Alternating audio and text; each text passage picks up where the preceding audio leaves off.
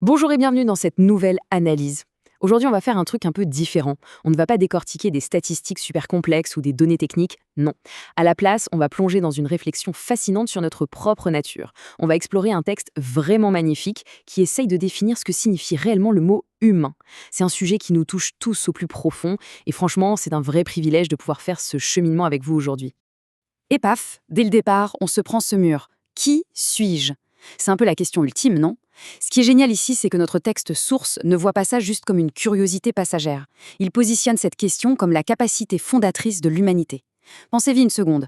Aucun autre être vivant ne s'arrête en plein milieu de sa journée pour remettre en question sa propre identité ou sa place dans l'univers. C'est littéralement le point de départ de tout ce qu'on va découvrir ensemble. Alors, passons à la première partie, définir la conscience humaine. Au fond, que sommes-nous exactement? Le contraste est super frappant. D'un côté, c'est tellement facile de se réduire à notre enveloppe physique, n'est-ce pas? De se voir juste comme un corps, une pensée qui passe, ou bien le poids de notre propre histoire. Mais le texte rejette complètement cette vision un peu trop simple. Le point crucial de l'autre côté, c'est cette petite étincelle de conscience. L'être humain, c'est avant tout un être vivant qui a pleinement conscience d'être en vie. C'est une boucle de rétroaction assez incroyable. Exister et en même temps savoir que l'on existe. Et cette fameuse conscience, eh bien, elle nous donne des capacités absolument dingues. Regardez un peu ça. Ressentir, choisir, aimer, détruire, créer, mentir, réparer, oublier et se souvenir. Waouh, ça donne presque des frissons de lire ça à la suite, parce que ça résume toute la complexité, tout le paradoxe de notre condition. On a en nous le potentiel de faire les choses les plus sublimes et de provoquer la destruction la plus totale. On casse, on répare. En fait, c'est l'essence même du libre arbitre qui est concentrée dans ces quelques mots. Ce qui nous amène, tout naturellement, à notre deuxième grande partie, le but de l'existence.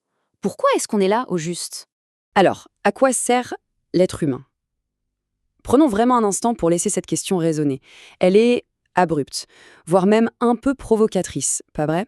L'idée même que notre existence doive servir à quelque chose, ça nous pousse vraiment dans nos derniers retranchements philosophiques. Et voici la réponse proposée par le texte. Et honnêtement, c'est probablement l'une des réflexions les plus puissantes de tout notre décryptage. Écoutez bien. À rien s'il ne fait que survivre.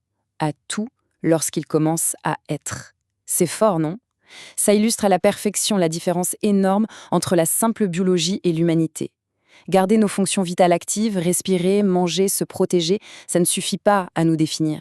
C'est vraiment l'acte d'être, avec toute la présence et la conscience que ça implique, qui donne tout son sens et tout son poids à notre existence. Mais concrètement, ça veut dire quoi commencer à être? Eh bien, le but humain se décline en actions vraiment profondes. Donner du sens au chaos qui nous entoure, relier ce qui est séparé, prendre soin des autres, transformer notre environnement. Mais je veux qu'on s'arrête une seconde sur ce dernier point. Faire exister la conscience dans la matière, c'est une image littéralement spectaculaire.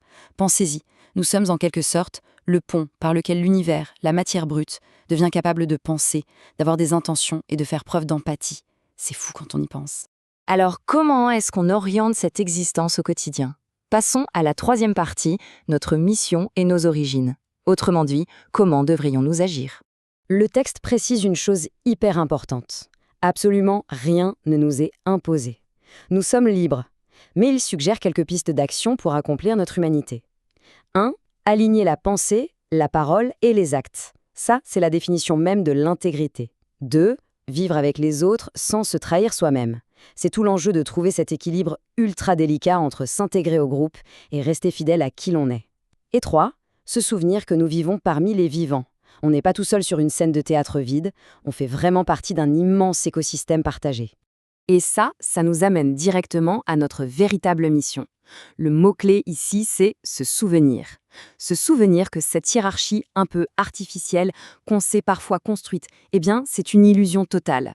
L'humanité n'est pas au-dessus de la nature ni à part d'elle. Le vrai mot d'ordre, c'est « avec ». Nous sommes avec le monde. Et surtout, on doit se rappeler qu'on possède ce pouvoir incroyable, celui de choisir. C'est justement cette liberté de choix qui fait qu'on est pleinement responsable de l'empreinte qu'on laisse derrière nous. D'ailleurs, pour bien comprendre cette idée d'être « avec », il faut faire un petit retour aux sources. Évidemment, notre origine est biologique, elle est profondément ancrée sur Terre. Mais le vrai truc captivant dans cette façon de voir les choses, c'est l'idée que notre origine est avant tout relationnelle. Le texte souligne très justement qu'on est d'un lien et qu'ensuite on passe quasiment tout le reste de notre vie à chercher frénétiquement à recréer ce lien. À la base, nous sommes des créatures de connexion. Sans les autres, toute la notion d'humanité s'effondre tout simplement. Allez, il est temps de faire la synthèse de tout ça avec notre 4e et dernière partie, le chemin de l'humanité. Que sommes-nous vraiment ? Il faut regarder les choses en face, avec une totale objectivité. C'est la dualité inéluctable de notre condition. Nous sommes capables du pire. L'histoire humaine et l'actualité nous le rappellent malheureusement tous les jours. Mais, et c'est tout aussi vrai, nous sommes capables du meilleur. Nous portons littéralement ces deux extrêmes en nous. Et c'est exactement ce potentiel bilatéral qui rend l'expérience humaine à la fois si effrayante et si magnifique. Et c'est justement parce qu'on a le choix entre ce pire et ce meilleur qu'on est défini ainsi, comme un être en chemin. Franchement, c'est un concept extrêmement apaisant quand on y réfléchit. Nous sommes inachevés. On n'est pas censé être parfait ou figé dans le marbre. On est une sorte de chantier permanent, une œuvre en cours de réalisation. Un être vivant qui a la formidable chance de pouvoir devenir conscient de sa propre manière de vivre et donc de corriger sa trajectoire. Ce qui nous amène à la conclusion absolument bouleversante du texte. Au fond, c'est peut-être tout simplement ça, être humain, apprendre à habiter sa propre humanité. Ce n'est pas un truc magique qu'on obtient d'office à la naissance, c'est un apprentissage de tous les jours. C'est prendre pleinement possession de cette condition, avec ses failles, ses immenses responsabilités et ses moments de grâce. En fait, c'est accepter que c'est le travail de toute une vie.